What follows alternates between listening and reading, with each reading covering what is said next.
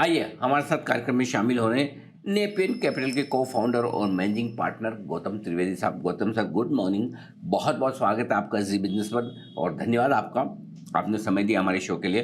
सबसे पहले सर, बाजार के डायरेक्शन पर ही एक बार राय लेना चाहता हूँ। वैसे लोगों की चिंताएं कम तो हुई है, चिंताएं कम होना अलग बात है, कॉन्फिडेंस लौटना अलग बात है। क्या कॉन्फिडेंट हो चुके हैं या कुछ और ऐसे ट्रिगर्स बाकी हैं जिनको देखना है हमें, जिनके बाद थोड़ा जोश बढ़ेगा, ऐसा हिम्मत बढ़ेगी? जरा समझाएं सर बाजार के डायरेक्शन को।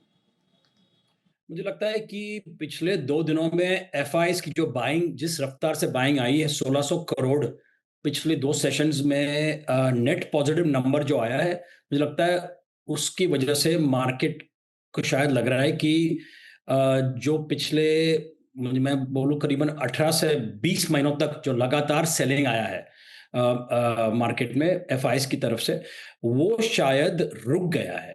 अभी ये रुक गया है या नहीं या ये वापस शुरू होगा उनका बेचना, वो तो वक्त ही बताएगा। लेकिन मुझे लगता है कि आज की तारीख में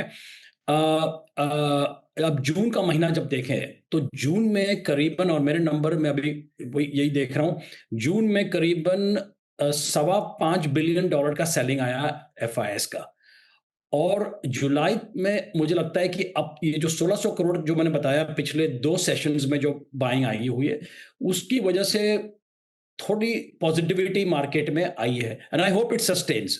ये ना होए कि वापस सेलिंग शुरू हो जाए एफआईएस का, लेकिन इफ द उनका सेलिंग जो रुक भी जाए या कम हो जाए ना, मुझे लगता है मार्केट के लिए बहुत बड़ा सिग्नल है। हम्म, सबसे बड़ा ट्रिगर अब आगे चलते हुए वो यही है कि एफआईएस की बिकवाली रुक जाए, और वो होती हुई दिख भी रही है और उसका जोश आपको दिख भी रहा है। अब आइए सर, नतीजों का सीजन भी शुरू होने वाला अगले हफ्ते से। जरा समझाएं कि किस तरह के रिजल्ट्स की उम्मीद की जाए इस सीजन से और किस तरह की कमेंट्री देखनी होगी हमें खास तौर से। मुझे लगता है कि एक बात जो लोग या स्पेशली एफआईएस की जो मैं बात कर रहा हूँ, उनको समझनी चाहिए कि पिछले करीबन मार्च, अप्रैल, मई और जून 4 महीने में जब ये लड़ाई जो मिडल ईस्ट, ईरान और अमेरिका और इज़राइल के बीच में जो चल रही थी, और मैं ये मान रहा हूँ कि अब ये रुक गई है या होपफुली खत्म हो गई है, और स्ट्रेट ऑफ हॉर्मज़ से भी अभी शिपमेंट शुरू हो चुके हैं। लेकिन मेरा कहने का यही मतलब है कि इंडिया हैज़ बीन क्वाइट रेज़िलिएंट, और उसका हिंदी ट्रांसलेशन मेरे पास नहीं है, लेकिन एटलीस्ट जो मार्केट पे इम्पैक्ट बड़ा होने वाला था, वो काफ़ी काफ़ी मतलब कम हुआ है, और हम लोग वापस 24,000 के ऊपर आ चुके हैं निफ्टी या 50 पे।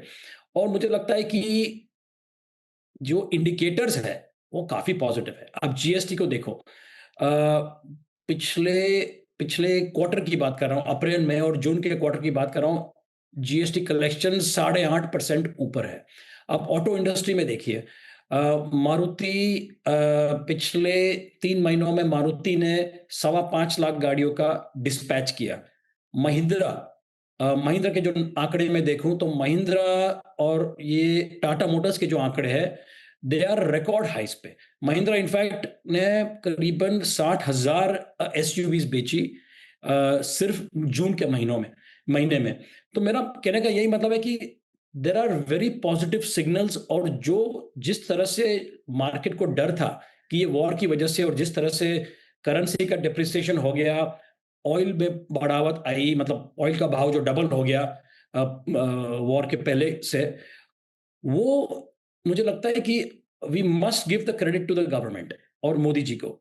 जिस तरह से उन्होंने ऑयल और गैस के इंपोर्ट्स सँभाले हैं, और इकोनॉमी में मिनिमम इम्पैक्ट आया है, मुझे लगता है कि दैट पॉजिटिविटी में ये अपने को आने वाले जो रिजल्ट्स हैं, जो आपने बताया अगले हफ्ते से शुरू होंगे, will be actually surprising a lot of people. एक और बात मैं कहना चाहता हूँ कि जो आंकड़े आ रहे हैं बैंक से, और आप देखिए ये नंबर काफ़ी मज़बूत है। करीबन 17% लोन ग्रोथ दिखा रहा है ओवरऑल बैंकिंग सेक्टर, और जब मैं देखता हूँ एचडीएफसी बैंक 11%, ये year on year growth in in loan growth की बात कर रहा हूँ। Axis bank 19% loan growth, Kotak Mahindra bank 15% loan growth, जब ये नंबर आप देखें, तो ये लगता तो नहीं है कि ये ऐसी इकोनॉमी है जिसमें ऑयल और करेंसी की के बावजूद ये ग्रोथ नंबर्स दिखा रहा है। तो मुझे लगता है कि it has been a we will have a good and a positive surprise on the earnings.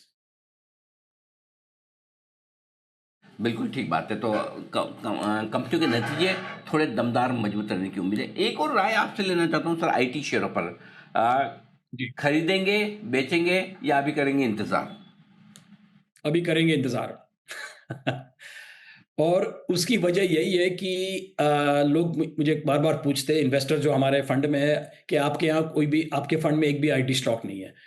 और मैं कहता हूँ कि भई ये देखिए, आईटी पिछले 5 साल, 3 साल, 1 साल और एंड ईयर टू डेट में there has been no improvement.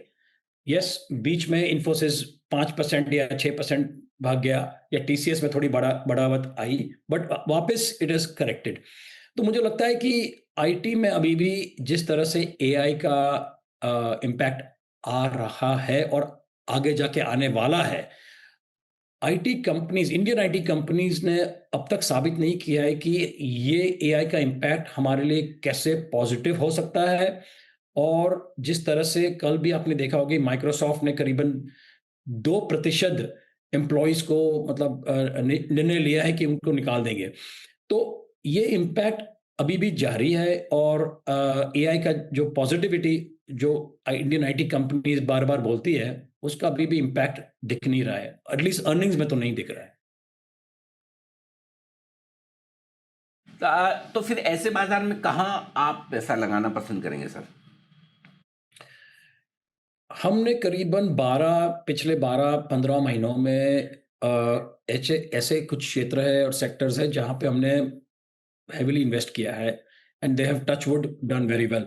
Data centres, power, semiconductors, precision engineering और एक्सपोर्टर्स। और एक्सपोर्टर्स में मुझे लगता है कि जिस तरह से अपनी करेंसी डेप्रिशिएट हो चुकी है, हालाँकि जिस तरह से गिरा अपना इंडियन रूपी हैज़ फॉलन, वो ज़रा डरावना था, लेकिन अभी जो है सो है, अभी 95 पे रुक गया है। So it is positive for exporters, number 1। Number 2, आप देखिए कि यूएस एफ और India FTA, EU India FTA और यूके इंडिया एफटीए, ये जो 3 बड़े एफटीए साइन हो रहे हैं, और मुझे लगता है आने वाले चंद महीनों में ये एफटीए साइन हो जाएँगे, और इससे मुझे लगता है कि बड़ा प्रभाव, पॉज़िटिव प्रभाव पड़ेगा इंडियन एक्सपोर्टर्स पे। तो this is the other sector जो हम लोग हमने एक कंपनी ऑलरेडी एक्सपोर्टर ले चुके हैं पोर्टफोलियो में, लेकिन और भी हम लोग इसमें एक्सप्लोर कर रहे हैं। गौतम सर, काफ़ी लोग मान रहे हैं कि अब कुछ कुछ नई थीम बनेगी इस मिडिल ईस्ट वॉर के बाद, स्पेशली एनर्जी को लेकर जिस तरह की समस्याएं हुई है। क्या आपको लगता है कुछ सेक्टर, कुछ स्टॉक्स ऐसे हो सकते हैं आने वाले 5-10 साल के लिहाज से जो नई थीम के तौर पर उभर कर आए और जहां पर एक अच्छी वेल्थ बन सकती है? मुझे लगता है कि ये इन इन अ मैं मतलब I don't know how to say this, but ये वॉर की वजह से और जिस तरह से इम्पैक्ट आया ऑयल प्राइसेस पे, ग्लोबल ऑयल प्राइसेस पे, और जिस तरह से अपनी अपनी करेंसी में गिरावट आई, मुझे लगता है कि सरकार ने निर्णय ले चुके हैं अंदर, जो हम, it is not public, but मुझे लगता है कि सरकार ने ये निर्णय लिया है कि इम्पोर्टेड ऑयल और गैस पे डिपेंडेंस अभी कम करना ही पड़ेगा। ऑयल का भाव $65 भी हो जाए ना, मुझे लगता है कि अभी ये शॉक के बाद, और ये जो लड़ाई शुरू हुई, ये दुनिया में किधर भी इरप्ट हो सकती है। ऐसा नहीं है कि आज मिडल ईस्ट में है, अ, कल रशिया में थी, रशिया में अभी भी चालू है वैसे, मिडल ईस्ट में हुई, और किधर और हो सकती है, और उसका जो इम्पैक्ट है ओवरऑल कमोडिटीज़ पे, नॉट जस्ट ऑयल।